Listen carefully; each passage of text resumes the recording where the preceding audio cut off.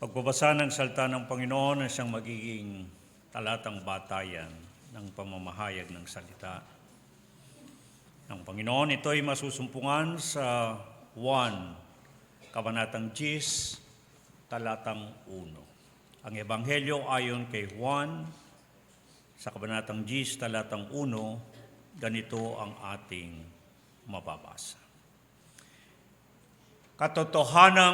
Katotohanang sinasabi ko sa inyo, ang pumapasok sa hindi pintuan ng kulungan ng mga tupa, kundi umaakyat sa ibang daan, ang gayon ay tulisan at magnanakaw. Dagdag nawa ng Panginoon ang kanyang pagbabasbas sa atin sa pagbabasa ng kanyang salita. Amin nga pong pinararangalan ang iyong pangalan, aming Panginoon na ikaw ang siyang Diyos. Pinasasalamatan ka rin namin sa muling pagkakataon na binibigay mo sa amin upang makagtipon kami sa iyong pangalan. At upang sa gayon ay makatagpo ka namin sa dakong ito. Maramdaman at maranasan namin ikaw ang siyang nasa kalagitnaan namin. At higit sa lahat, marinig namin ang iyong tinig na mangungusap sa amin. Gawin mo nawa, Panginoon, na pagindapating kami na makatanggap ng iyong pahayag upang sa gayo'y mapapagpala kami sa pakikinig ng iyong mga salita. Yamang ikaw din naman na nagsabing higit na mapalad ang nakikinig at tumutupad sa mga ito. Ito po ang aming dalangin, mayroong pagpapasalamat. Amen. Ating patuloy na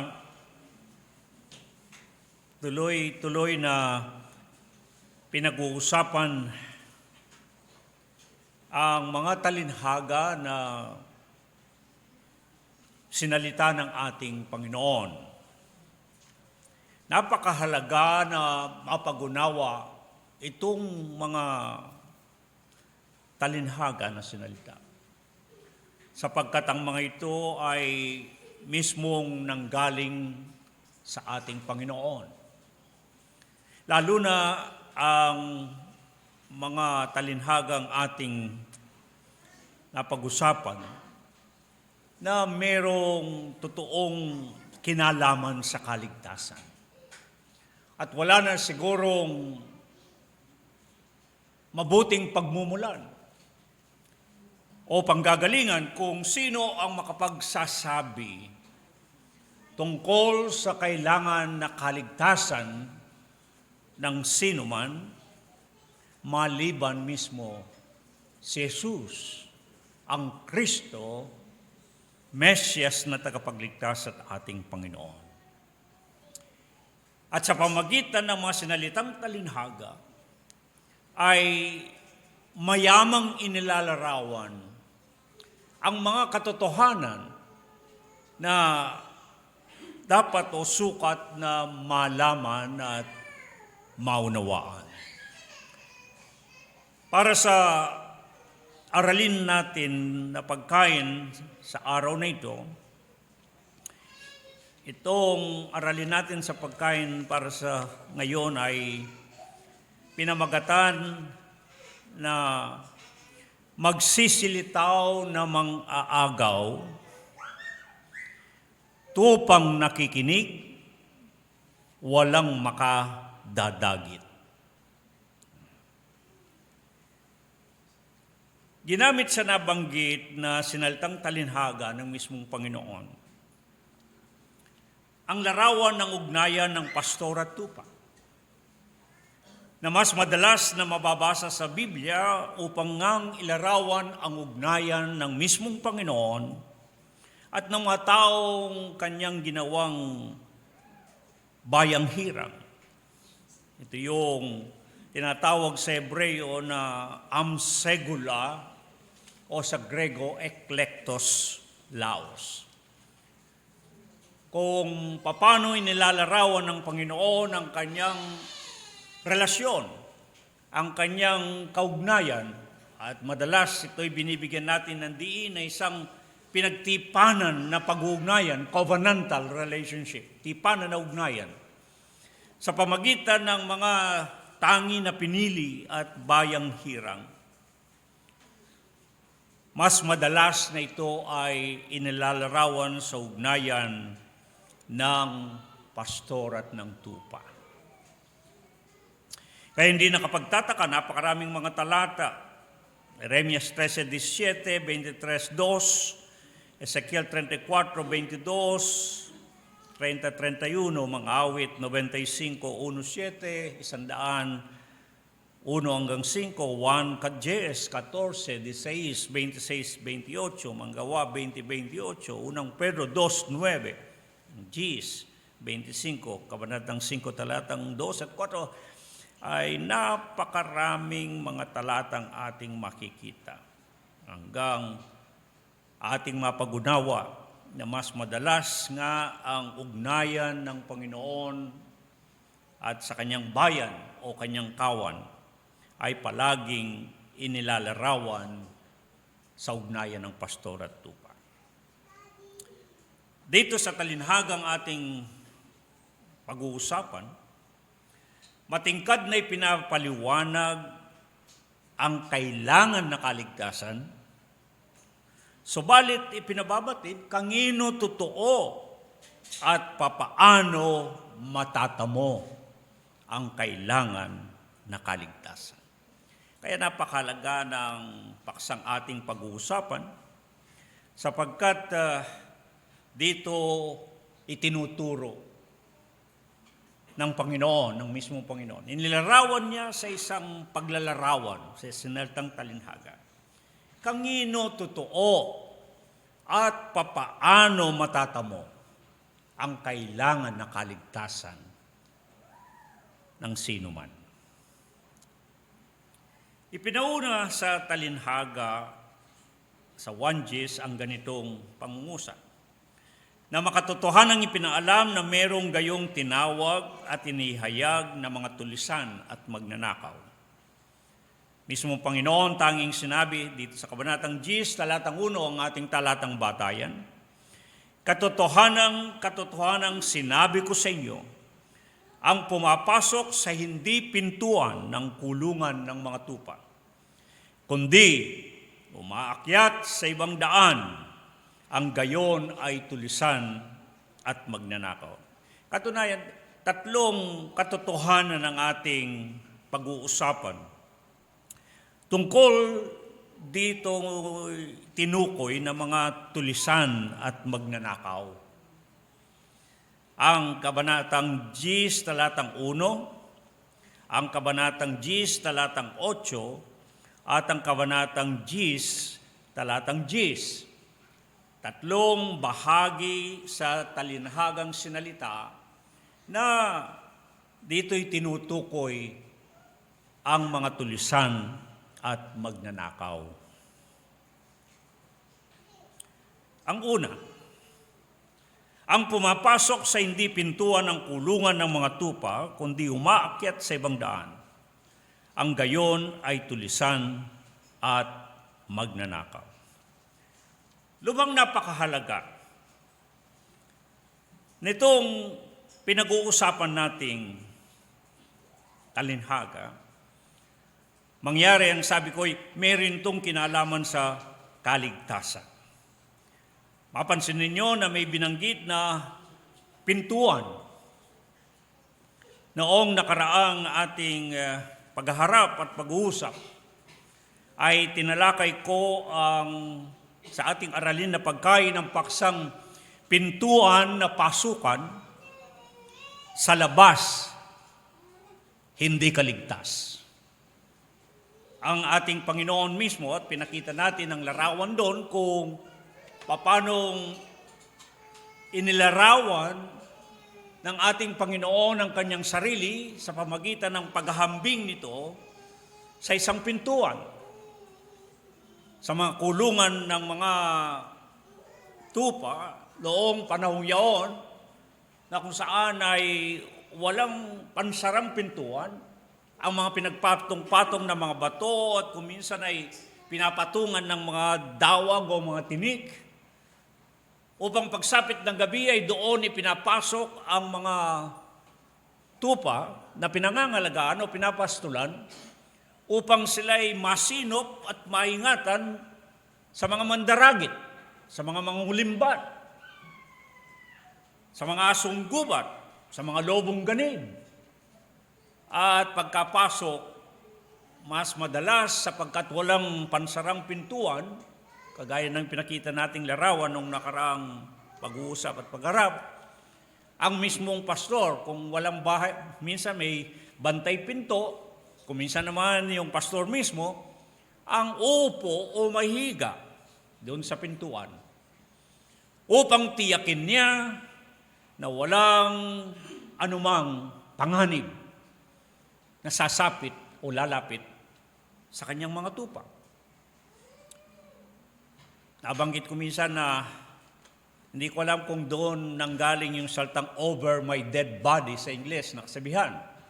Sapagkat inihaharang ng pastor ang kanyang sarili, ang kanyang katawan, na nagsisilbing pintuan upang kung sakaling mayroong lobong ganid o asong gubat na sasalakay at mananalakay sa mga tupa sa kulungan, dadaan muna siya sa pastor.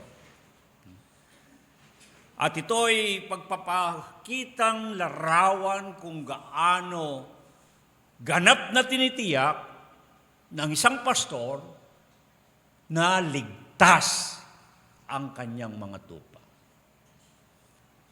At napag-usapan natin ang pintuan na yan ng ating Panginoon sa tuwirang tinuran. Ang ibig ipabatid lamang ay kung ang pinag-uusapan ay mayroong kinalaman sa kaligtasan, ang tamang daan o tamang pasukan,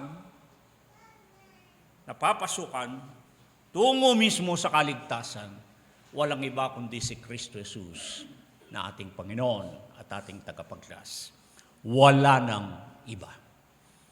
Upang magkaroon ito ng lalong madiin o magiit na pagbibigay pansin,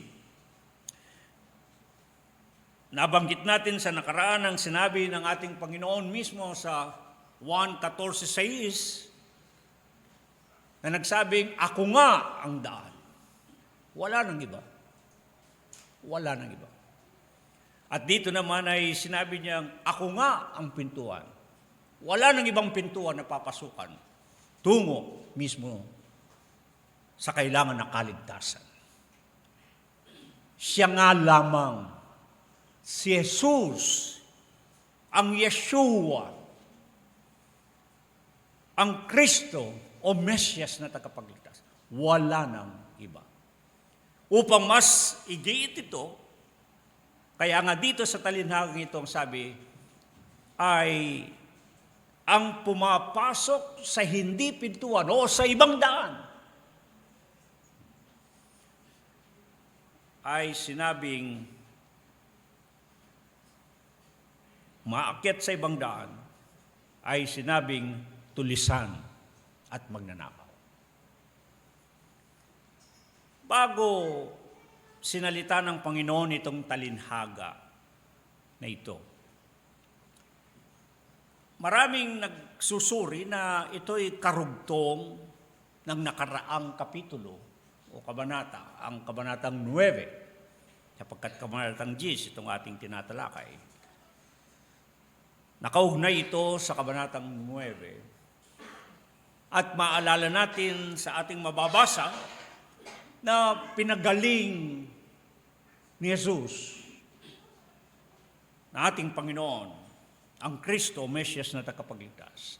Ang isang bulag, ipinanganak na bulag.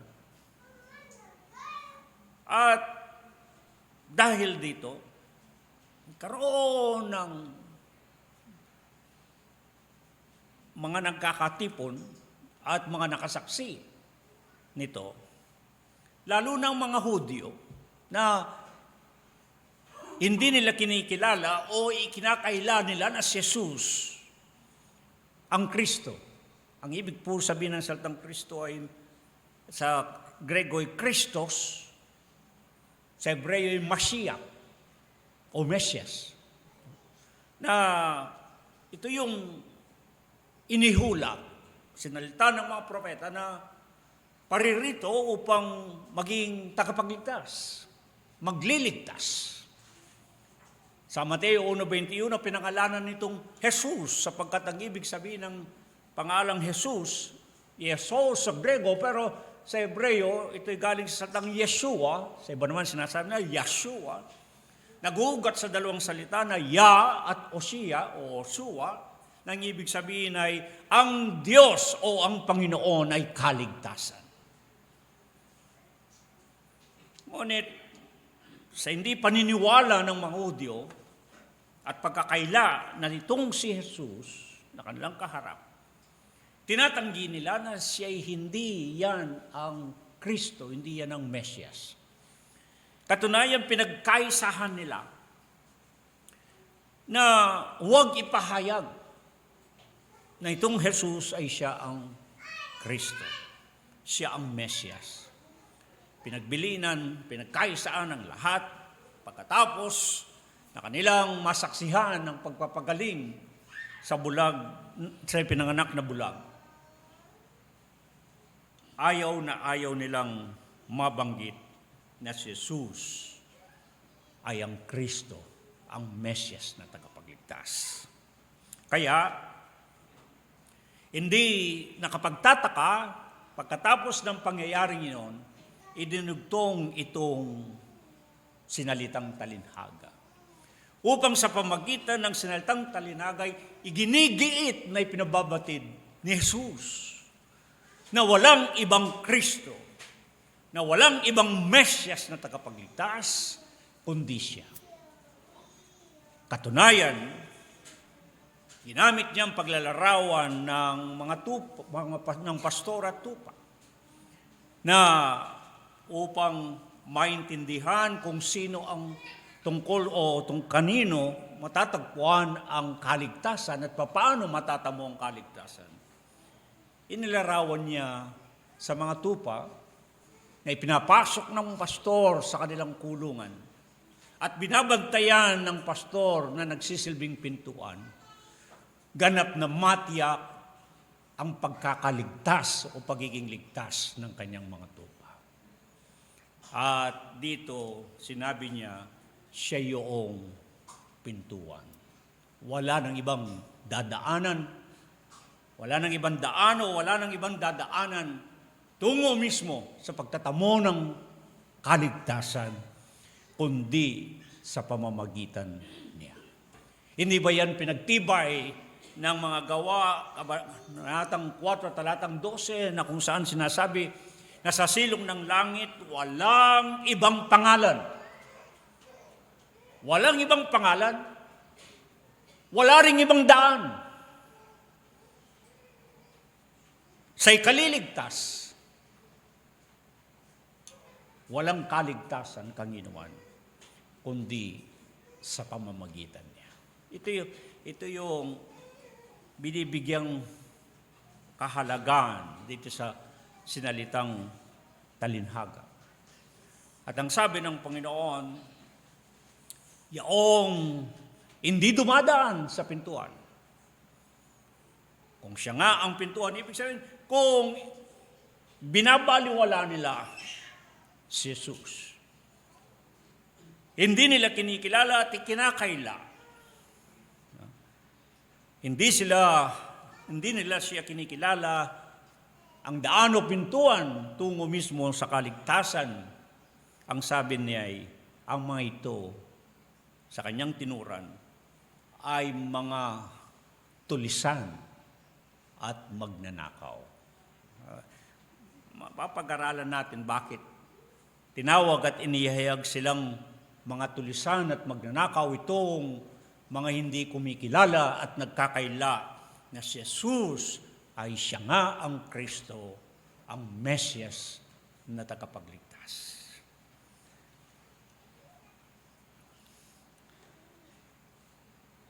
Napakahalagang ating bigyan ng pansin, mga pinakaibig na mga kapatid, na napakahalaga sa ating pananampalatayang Kristiyano, na sa ating pananampalataya, ang ating kinikilala na iisang daan, tamang pintuan para sa kaligtasan ay walang iba kundi si Kristo Jesus lamang na ating Panginoon at ating tagapagligtas. Wala nang iba pa. Walang ibang daan, walang ibang pasukan, walang ibang Kristo o Mesyas na tagapagligtas at makakapagligtas maliban lamang sa Kanya. Dapat po maliwanag yun. At sapagkat ito ang ibig ipabatid. Ito ang iginigiit ng Panginoon dito sa sinalita niyang talinhaga.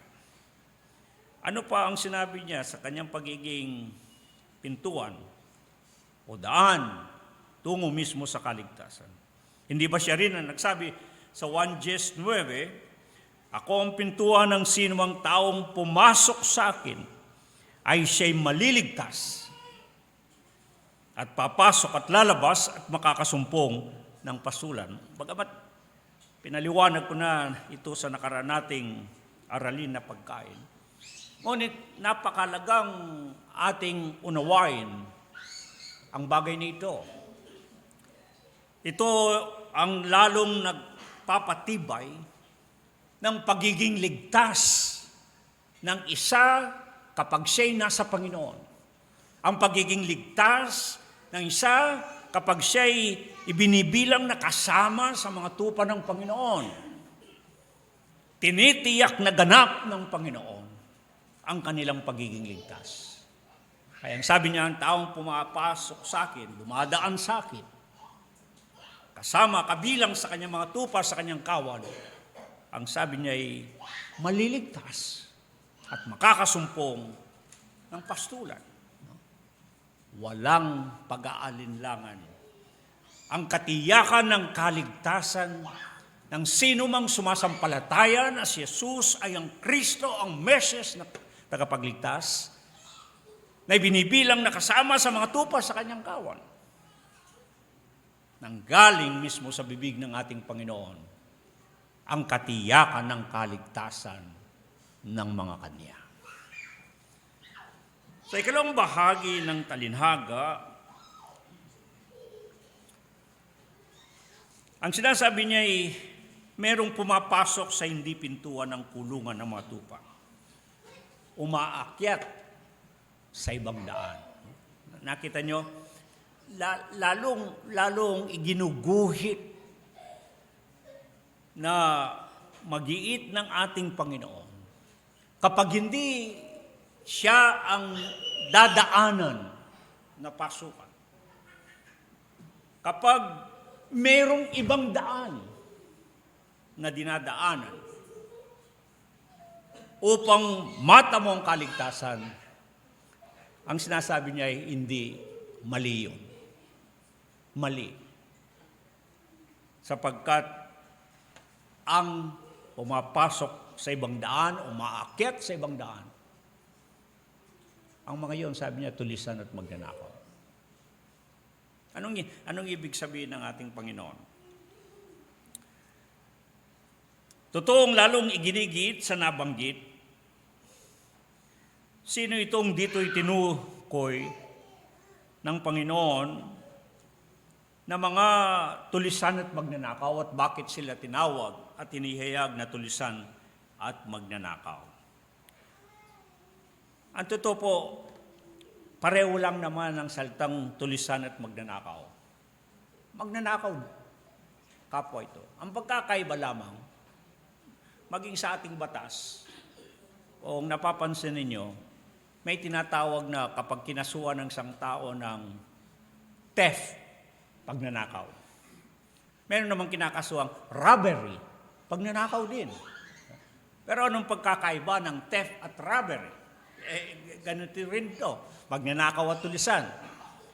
Yung mga salitang ito sa Grego, kung titignan po ninyo, yung magnanakaw,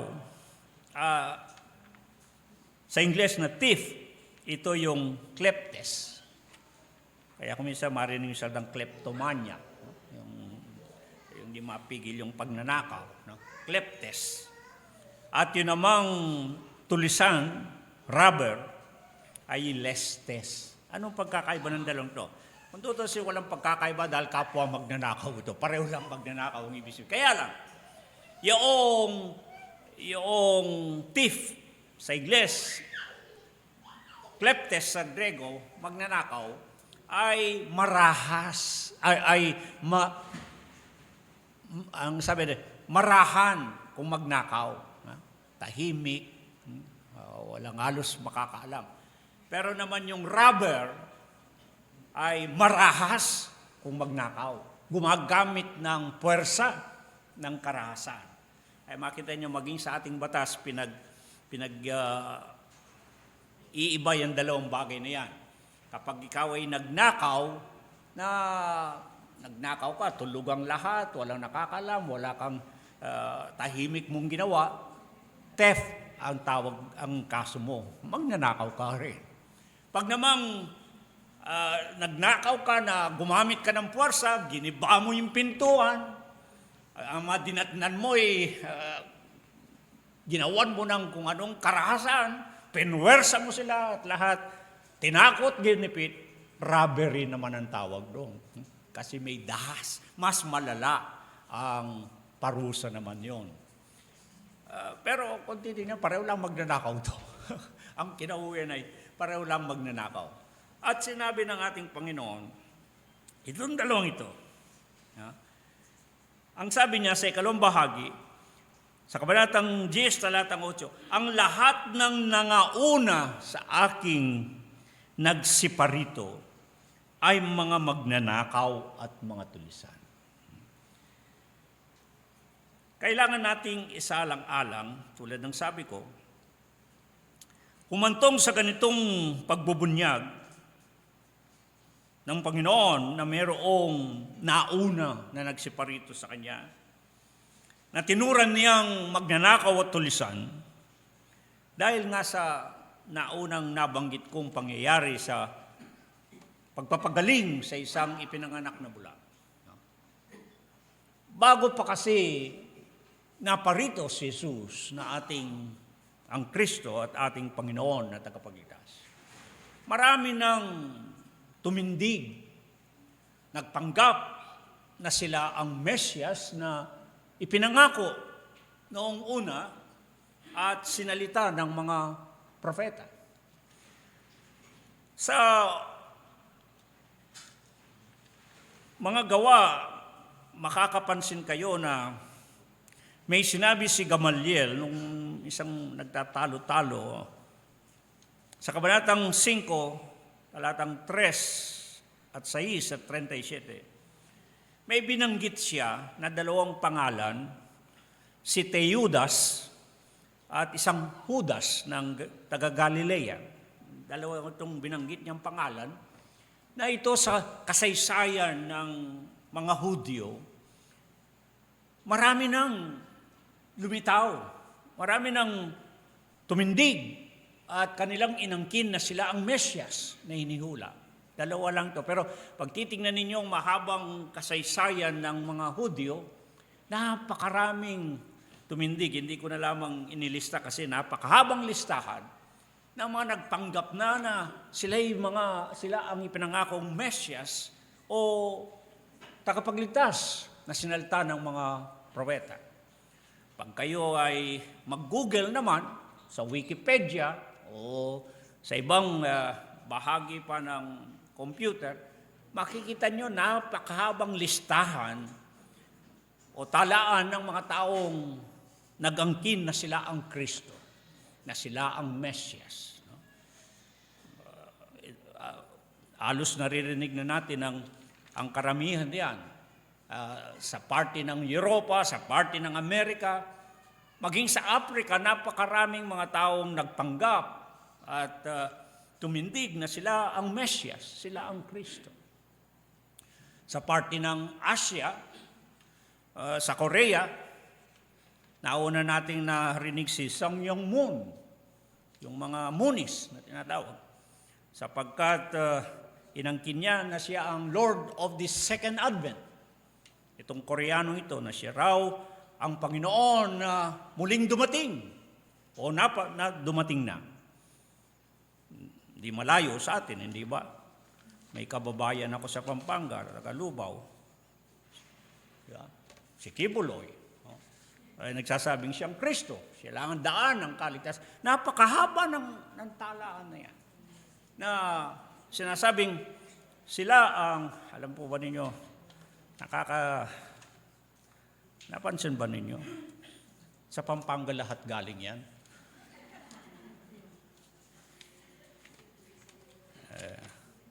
Si Brother Relly Soriano, taga Pampanga yan.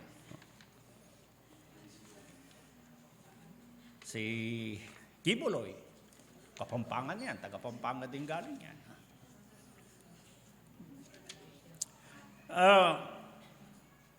Marami itong sinabi ng Panginoon na bago pa siya naparito, marami nang tumayo, tumindig, inangkin na sila ay ang Mesyas, ang tagapagligtas. Marami nang nagsasabi na sila ang sugong Kristo.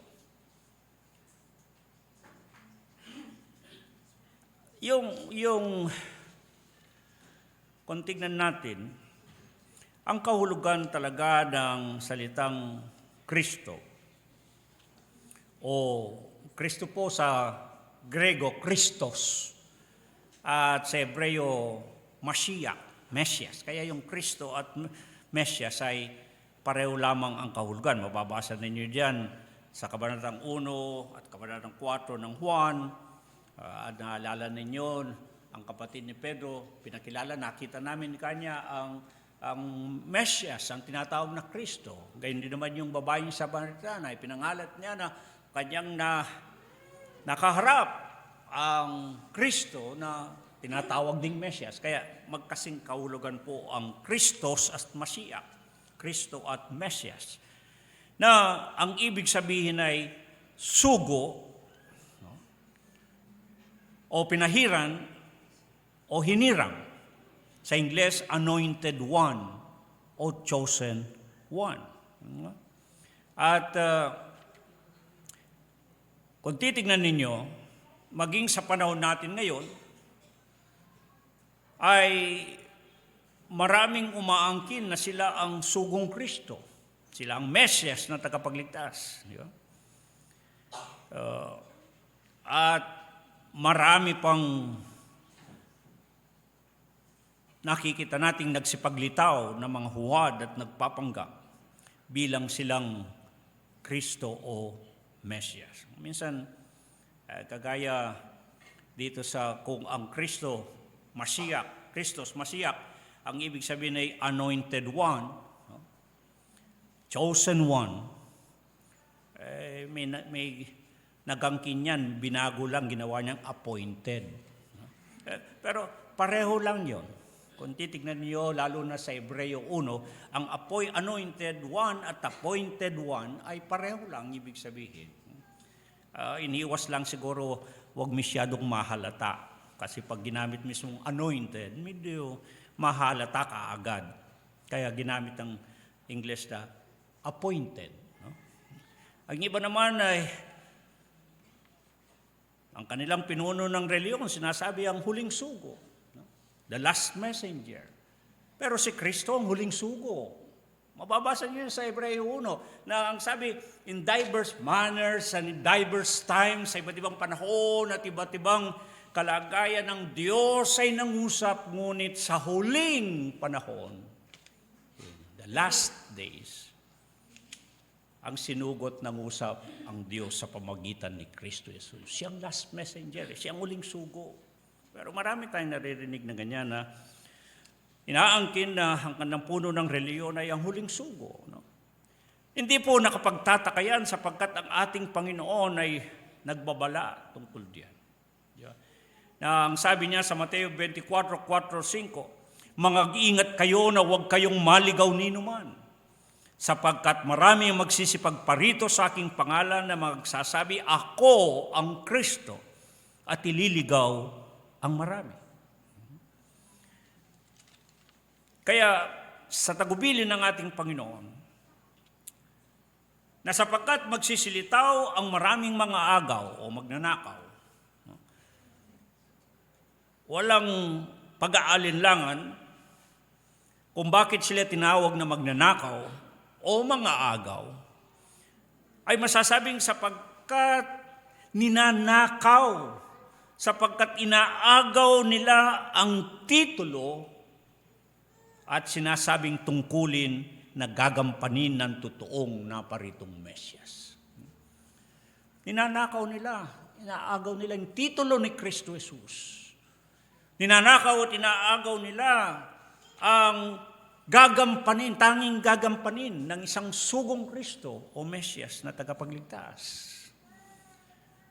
At ang tagubilin ng ating Panginoon, mag-ingat kayo. Sapagkat marami ang magsisilitaw nito at ililigaw ang marami. Hindi po ba? Sa panahon natin, ang daming mga sariling nag-aangkin, sa kanila sila ang makapagliligtas, sa kanila ang kaligtasan, na hindi namang kinikilala o kinakaila nila si Jesus. Baka ibang Jesus, ang sabi nga ni Apostol Pablo sa kanyang sulat sa mga Korinto, kung kami nangangaral ng ibang Jesus, baka ibang Jesus ang kanilang pinapangaral. O kaya hindi totoong Kristo ang kanilang ipinapangaral, ibang Kristo. Ayan ang sinasabi rito ng ating Panginoon. Ibang daan ng kaligtasan ang kanilang ipinapaalam at hindi si Kristo Jesus na ating Panginoon at ating tagapagligtas. Kaya napakalaga nitong talinhagang sinalita ng Panginoon. Kapag ito'y yung totoong susuriing mabuti, ipinaliliwanag ng Panginoon ang katotohanan na siya lamang ang totoong Kristo. Siya ang totoong Mesyas na tagapagligtas. Maliban sa Kanya ay walang kaligtasan. Maliban sa Kanya ay walang makapagliligtas. Kung meron mang tumitindig at umaangkin nito, ang sabi niya, magnanakaw yan, tulisan yan. Sapagkat ninanakaw nila, inaagaw nila ang titulo na naukol o tungkol lamang kay Kristo Jesus na ating Panginoon.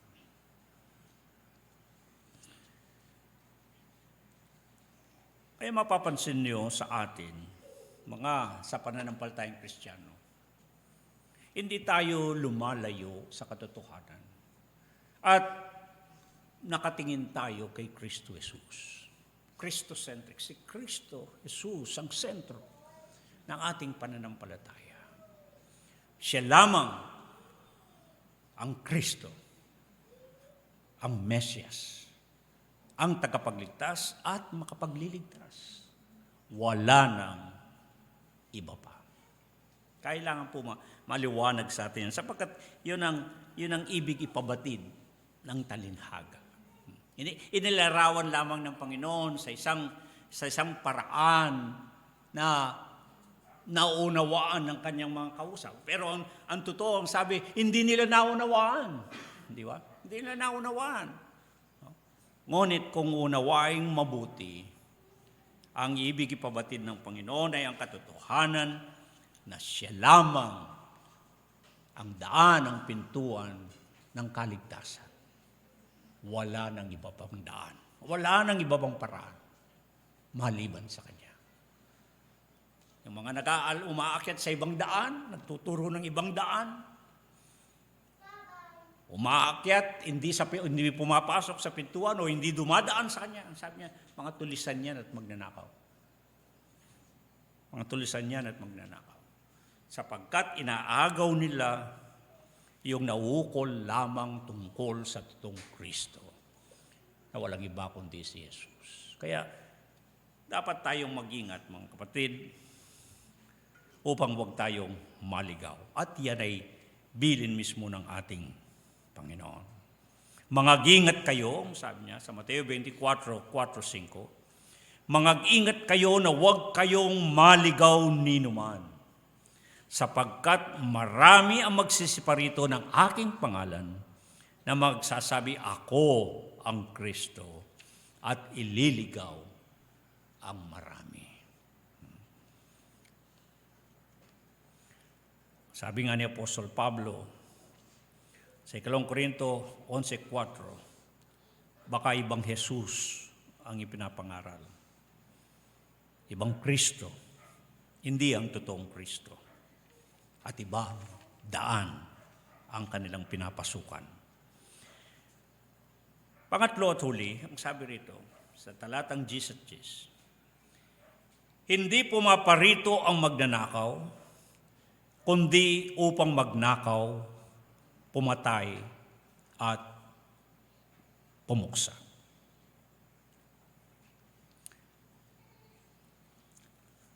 Mapapansin natin na isang dahilan ang pakay nitong mga mananalakay, itong mga tinawag na mga magnanakaw at tulisan.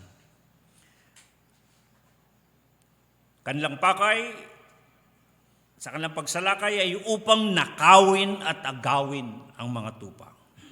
Yun ang larawan na pinakikita.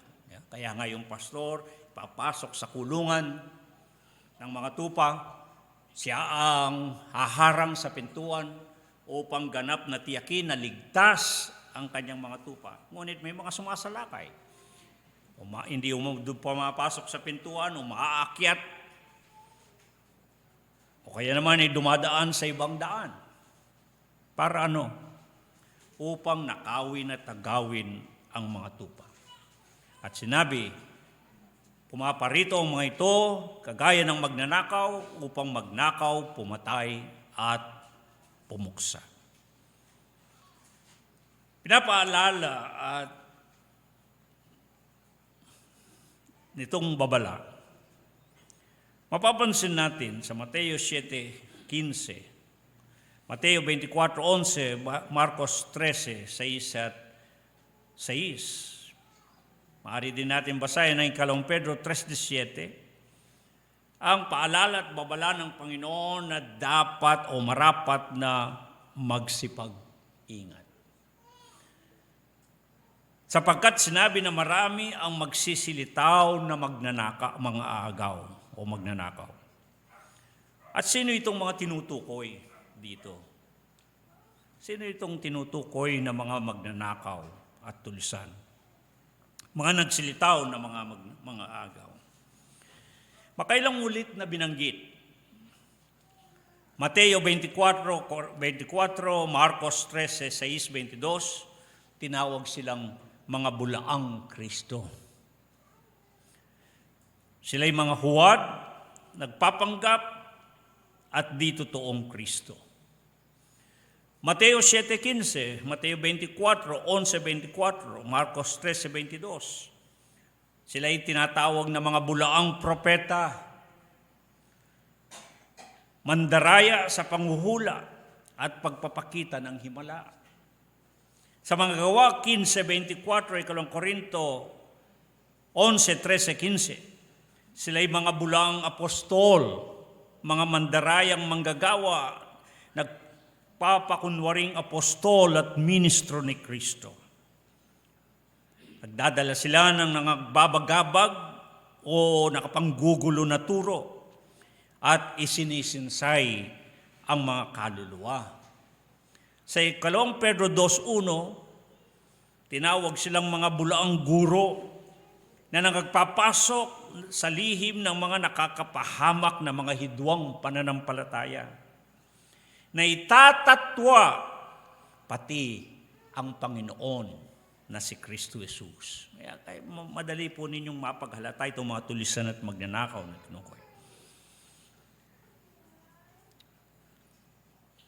Sa 1:12, meron ding binanggit na ito hindi mga totoong pastor, kundi nagpapaupa na kapag nakikitang dumarating ang lobo at pinababayaan ng mga tupa at tumatakas, hindi totoong pastor, kundi mga nagpapaupa lamang at walang malasakit sa mga tupa.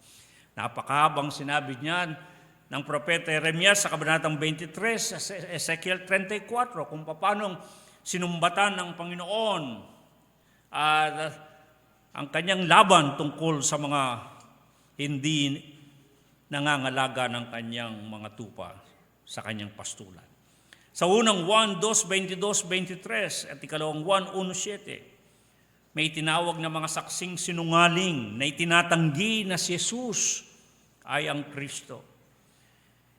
Nagpapatotoo sila ng di totoo o hindi nila ipinapahayag na si Jesus Kristo ay naparitong nasa laman at ang sabi ito ang mandaraya at ang antikristo. At iba pa. Napakarami po ito. Kung sino itong mga dito itinutukoy ng Panginoon ng mga tulisan at magnanakaw na ang layo ay upang magnakaw, pumatay at pumuksa upang ipahamak ang mga tupa. Saan naman itinulad ang lahat ng mga nagtatangka ng mga masama sa mga tupa ng Panginoon? Ang sabi sa Mateo 7:15, sila'y may dabit na tupa datapwat sa loob ay mga lobong maninila. Sa mga gawa 20:28-30, sila'y mga ganid na lobo na hindi mga papatawad sa kawan. Basahin din ninyo ang Ezekiel 34:4, itinulad sila sa mga hayop sa parang at mandadagit na ibon. Tawag nga ng pansin ng isang reliyon, ang tawag nila sa kanilang sugo ay mandadagit na ibon. Ito yung mga mandadagit na ibon, ito yung mga namumuksa at nagpapahamak. At pag binasa ninyo ang unang Pedro 5:8, wala silang pinagkaiba mismo sa diablo. Gaya ng leong umuungal ay gumagala at humahanap ng masisilan niya. Mga kapatid na mga pinakaibig,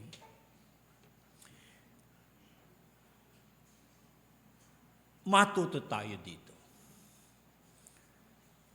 Kung bakit inilarawan ng Panginoon ang mga kanya, kagaya ng mga tupa sa kanyang kawan o sa kanyang pastulan, upang mapag-alaman natin at maunawaan natin kung ano ang marapat nating gawin at maging tamang kalagayan bilang mga mananampalataya. Kung paano sinabi ng Panginoon na yung mga hindi nananampalataya sa Kanya, sa 1:26, ay hindi sa Kanyang mga tupa. Sa mga tuwid, ang tinutukoy niya at kinikilala niyang mga tupa sa Kanyang kawan ay yung mga nananampalataya sa Kanya. Katunayan, mapagkikilala pa sila. Kung sino ang mga ito, nang sabihin niyang, ang aking mga tupa, dinirinig ang aking tinig, at sila'y aking nakikilala at nagsisunod sa akin. Kaya mahalaga po yun, sapagkat dinugtong ng Panginoon. Nang sinabi niyang, ang lahat ng nangauna sa aking nagsaparito ay mga magnanakaw at mga tulisan, may dinugtong ang Panginoon. Datapwat hindi sila dininig ng mga tupa. Hindi nila dininig ang mga tinig nitong mga tulisan at magnanakaw, itong mga bulang propeta, itong mga bulang apostol, itong mga huwad na guro, at lahat ng mga yan na iniluntulad sa mga lobong ganid, sa mga asong gubat, sa mga ibong mandadagit, at lahat ng mga hayop sa parang. Ngunit hindi nila dininig ang mga ito sapagkat hindi nila kilala ang tinig ng mga iyon. Ang sabi ng Panginoon, nakikinig ang tupa sa tinig ng kanyang pastor. Igiit dito ng talinhaga na kung tayo ay totoong mga nagsisampalataya kay Kristo Jesus nating Panginoon at tagapagligtas. Kung tunay nga na tayo ay kasamang kabilang sa mga nananampalataya na kinikilala ng mga tupa ng Panginoon sa kanyang kawan, marapat lamang na isa lamang ang ating pinakikinggan at sinusundan. Ang dinirinig ang tinig at bukod na sinusunod ay walang iba kundi si Kristo Jesus na ating Panginoon at ating tagapagligtas. Dapat po naintindihan natin. Sapagkat yun ang sinabi ng Panginoon na dumirinig ng kanyang tinig at nagsisunod sa kanya, at sila ang kanyang nakikilala o kinikilala. Marapat tayong matuto na itong mga naparito o nagsipaglitaw ng mga magnanakaw, walang hangad kundi ang ipahamak ang mga tupa ng Panginoon. Doon nga sa mga gawa, unang Pedro, kabanatang 2, talatang 4, 8, at sa gawa 20, 28, 29, inilarawan ang mga ito kung paano sila ay manalakay at magtangay ng mga tupa ng Panginoon. Nung sa unang Pedro, kabanatang 5, 2, 4, 8, sila'y sumasalakay mula sa labas. Samantalang doon sa mga gawa, 20, 28, 29, sila na may magtatangay papalabas. Kaya, mga kapatid, dapat nating unawain kung bakit inilarawan ng Panginoon ang kanyang ugnayan sa mga kanya, kagaya ng ugnayan ng pastor at tupa. At inilarawan niya ang isang kulungan ng mga tupa, inilarawan niya ang pagiging kailangan na isang kawan. Hindi napapansin ng mga nagbabasa sa Biblia sa 1 Jes 16 nang sabihin ng Panginoon na kailangan silang maging isang kawan. Ang ginamit na salta sa salitang kailangan sa Grego ay Dei. Ang ibig sabihin ng salitang Dei ay talagang kailangan. Na parang hindi maaring hindi gawin. Dei, talagang kailangan, sabi niya, maging isang kawan sila. Bakit ganoon ang sinasabi ng Panginoon? Dahil kailangan po nating matutuhan at malaman ng mga tupa, may kalaban, may mga tulisan at magnanakaw na walang hagad kundi ipahamak ang mga tupa. At mayroon lamang katiyakan ng kaligtasan kapag ang mga ito'y nananatili, na dumirinig ng tinig at sumusunod sa kanilang pastor. Yung 1 Jes 28, nang sabihin ng Panginoon tungkol sa kanyang mga kinikilalang mga tupa, nung sabi niya, dinirinig ng aking mga tupa ang aking tinig at sila'y nagsisunod sa akin. Pag binasa po ninyo yan sa wikang Grego, ang pagkakasalin talaga, pagkakasulat ay yung nagpapatuloy, yung tuloy-tuloy. Kaya makita niya, hindi sinabing dininig ang aking tinig, kundi sinabi dinirinig ang aking tinig. Hindi sinabing nagsipagsunod sa akin, kundi nagsisipagsunod. Tinutukoy ang isang patuloy. Patuloy. Na pagdinig ng tinig ng Panginoon at bukod na pagsunod sa Kanya, nagpapatuloy ang pagkakasabi.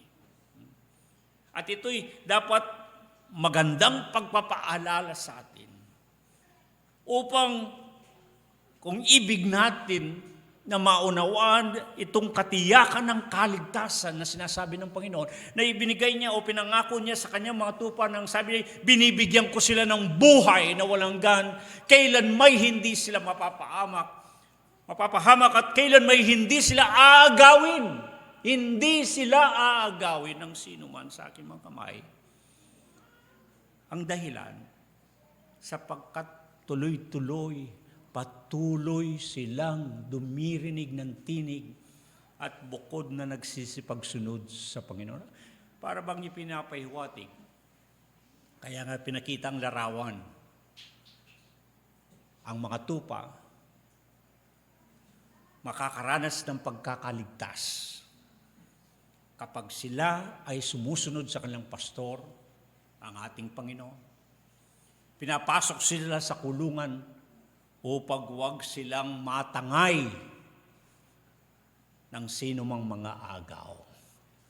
Sapagkat sa katotohanan, pag ilalarawan ang totoong kalagayan ng mga tupa, kapag ang mga ito'y nakapisan na isang kawan, kahit gaano sila kahina, at kagaya ng aking nabamugit sa mga nakaraang pagtuturo, wala silang pananggalang, subalit nakakaramdam sila ng lakas kapag sila'y magkakasama. At kahit na gaano kabagsik ang ganid na lobo, hindi siya kaagad makasila dahil kahit papano ang nakikita niya'y kumpol na mga tupa. Nakapisan, isang kawan ng mga tupa. Subalit kapag nahiwalay ang isa at nag-iisa, yun ang malapit sa panganib, yun ang madaling dagitin ng isang lobong ganid. Mga kapatid, tinuturo dito na dapat tayo matuto bilang mananampalataya. Na kung tayo'y inaangkin, tinuturing ng Panginoon na kagaya ng mga tupa,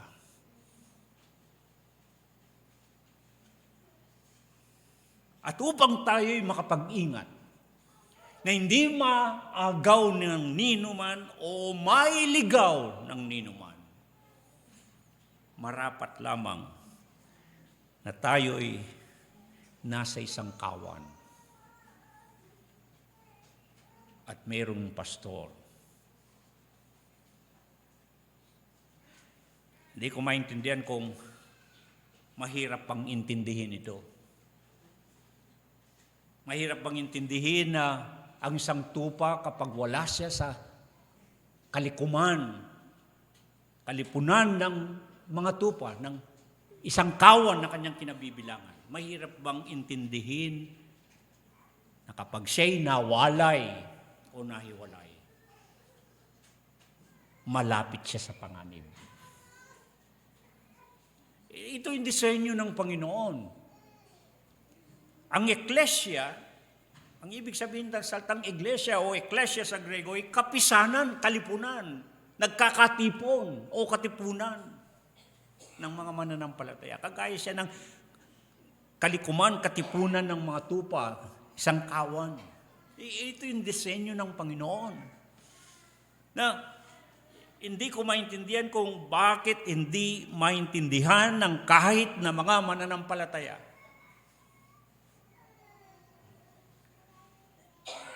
na kailangan malaman at maunawaan ang kahigitan ng kahalagaan ng nagkakapisan, yung napapabilang sa isang kawan, na pinapastoran, inaalagaan, inaingatan, kinakandili ng kaalaman upang maingatan sa mga tulisan at magnanakaw na walang hagad kundi ipahamak ang mga tupa ng Panginoon. Ay makita ninyo ang binibigyan ng ganap at tiyak na katiyakan ng kaligtasan ng Panginoon. Yung binibigyan niya ng buhay na walang gan, yung sinasabi niyang kailan may hindi malilipol at hindi aagawin ng sino man, Ito yung mga nagpapatuloy sa Panginoon. Ito yung tuloy-tuloy na nasa Panginoon. Hindi nawawalay sa pagkakaugnay sa Panginoon. Kaya tayo dito sa kawan ng Panginoon, yun ang inuulit-ulit na ginigiit, yung relasyon sa Panginoon. Wala nang pinakamahalaga. Kundi tayo ay mamuhay na nakaugnay sa Panginoon at huwag hihiwalay. Ang Panginoon mismo ang nagsabi.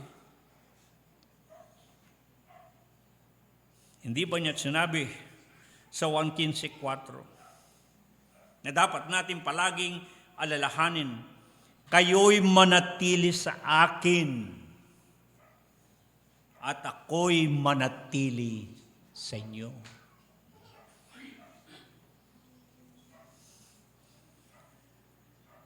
Napakahalagang sinasabi dito, kung inyong talagang susuriin ang talinhaga, liliming mabuti. Minamahalaga sa talinhaga na kailangan ang manahan, na dapat ay manahan at huwag lumisan sa Panginoon. At sa gayon, makakaranas ng pagkakaligtas. Maliwanag po yun sa talinhaga. Kasi kung ang isang tupa ay hindi kinakailangan ipasok sa kulungan, hindi kinakailangan bantayan ng pastor, pabayaan lang siyang gumala, hiwalay o nakawalay sa kanyang kawan, anong pagkakaiba kung ligtas din siya at wala siya sa panganib? Kaya tayo po hindi lumalayo sa metaphor, sa larawan ng pastor at tupa, sapagkat napakagaan ng unawain. Kung ang ibig natin ay maranasan ang pagtitiyak ng Panginoon ng kanyang pangako ng katiyakan ng kaligtasan, dapat tayong manahan at huwag lumisan sa Panginoon. Dapat tayong magpatuloy na maging kagaya ng isang tupa. Na tuloy-tuloy na dumirinig ng kanyang tinig. At bukod na sumusunod sa kanya. Pagka hindi po ganoon, marahil hindi ka labisang sasabihin, hindi tayo totoong dumirinig ng tinig ng Panginoon at totoong hindi natin sinusunod ang kanyang ibig. Baka tayo hindi totoong sa Panginoon at wala talaga tayong kaugnayan sa Panginoon. Baka hindi tayo totoong masasabing kabilang o kasama sa mga tupa ng Panginoon. Sapagkat maliwanag ang binitawan ng mga salita sa talinhaga. Ang pastor at ang tupa ay hindi naghihiwalay. Ang Panginoon at ang mga kanya ay hindi naghihiwalay. Magkasama. At pagkasama-sama ang Panginoon, nakatitiyak na ganap ng pagiging ligtas.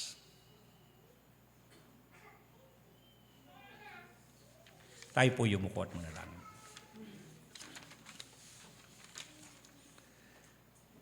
Aming Diyos at aming Panginoon, kami po ay lubos na nagpapasalamat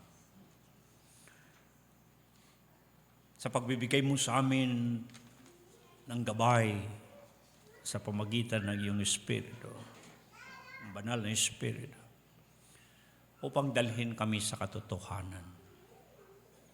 Upang sa pamagitan ng sinalita na talinhaga, ay mahalaga naming mapag-unawa kung kanino at papaano makakamtan ng kaligtasan. Salamat po, Panginoon, sapagkat lalo naming napagkikilala si Jesus, ang Kristo, ang aming Panginoon at tagapagligtas. At napapag-unawa namin kung gaano lubhang kailangan na kami bilang mga mananampalataya sa Kanya ay nagpapatuloy, tuloy-tuloy, na dumirinig ng Kanyang tinig at bukod na sumusunod sa Kanya. Walang ibang tinig ang aming pakikinggan kundi ang tinig ng pastor, ang aming Panginoon.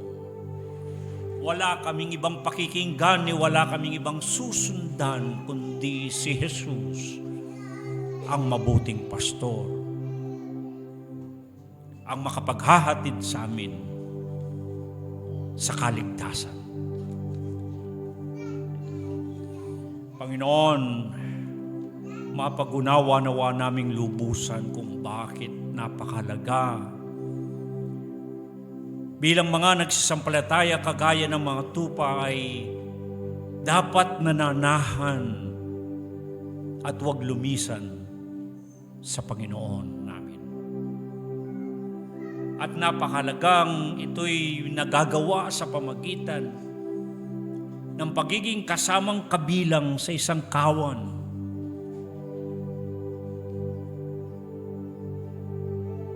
Sapagkat doon kami maiingatan. At hindi lamang ito, kundi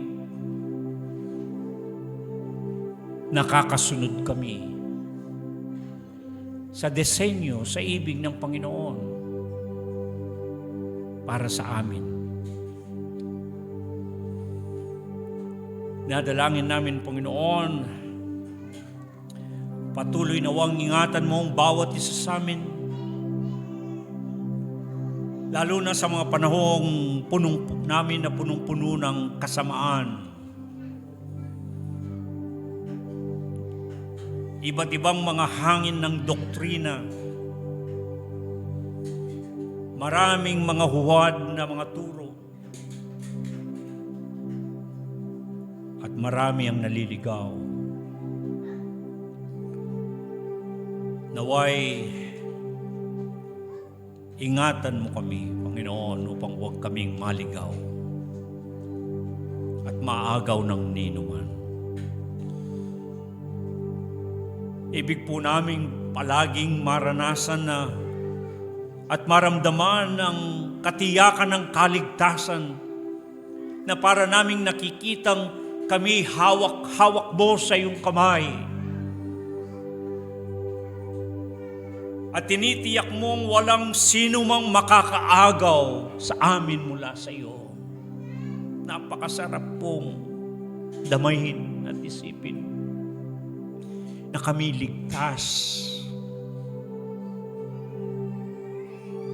kapag kami nasa sa iyo.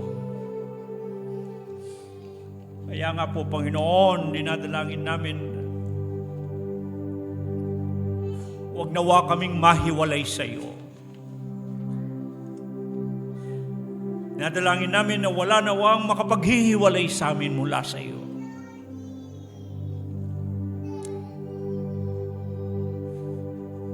Nadalangin namin naway manatili kaming manahan sa iyong kawan. Huwag kaming lilisan, sapagkat ito ang iyong higit na ibig para sa iyong mga tupa, sa iyong kawan. Panginoon, salamat po sa patuloy na pagpapaalala at pagbibigay ng babala sa amin upang nawa kami manatil sa iyo at ikaw ang nangakong mananatili ka rin sa amin.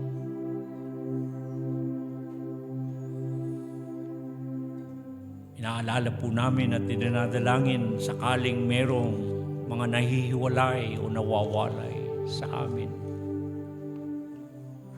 hindi nananahan kundi lumilisan, napapalayo sa iyo, Panginoon. Muli't muli nawa nilang marinig ang iyong tinig na tumatawag sa kanila. Maramdaman nawa nila muli ang iyong kamay na umaakay at pumapatnubay sa kaligtasan at hindi sa kapahamakan.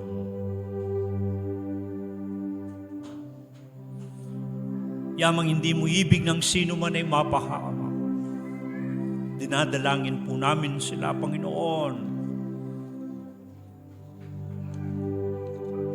upang huwag nawang mapalayo sa iyo. Lalo na't maraming mga bagay sa buhay na ito na nagiging hadlang at dahilan upang kami mawalay sa iyo. Tinatangay kami ng mga iba't ibang mga bagay. Nagiging dahilan ng maraming pinagkakaabalahan sa buhay na ito. Kundi man ay nahuhumaling sa iba't ibang bagay maliban sa iyo. Naaakit ng mundong ito. Naaagaw ang pansin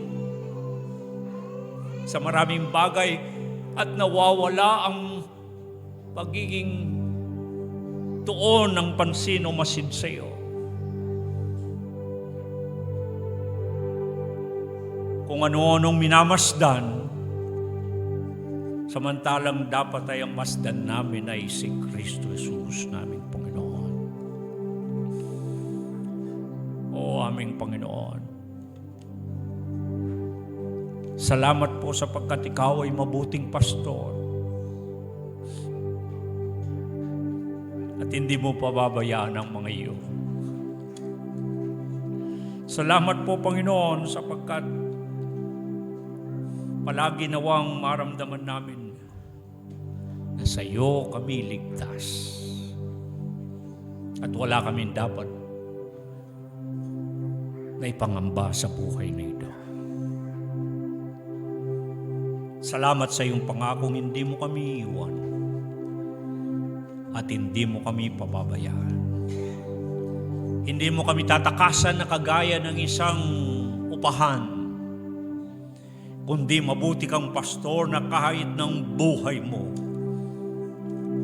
ay iaalay mo para sa iyong mga tupa. Kaya naman, Panginoon, nararanasan namin ang magandang kapalaran kapag kami sa iyo, kapag kami kabilang nakasama sa iyong mga tupa, sa iyong kawan. Dahil ikaw ang aming mabuting pastor.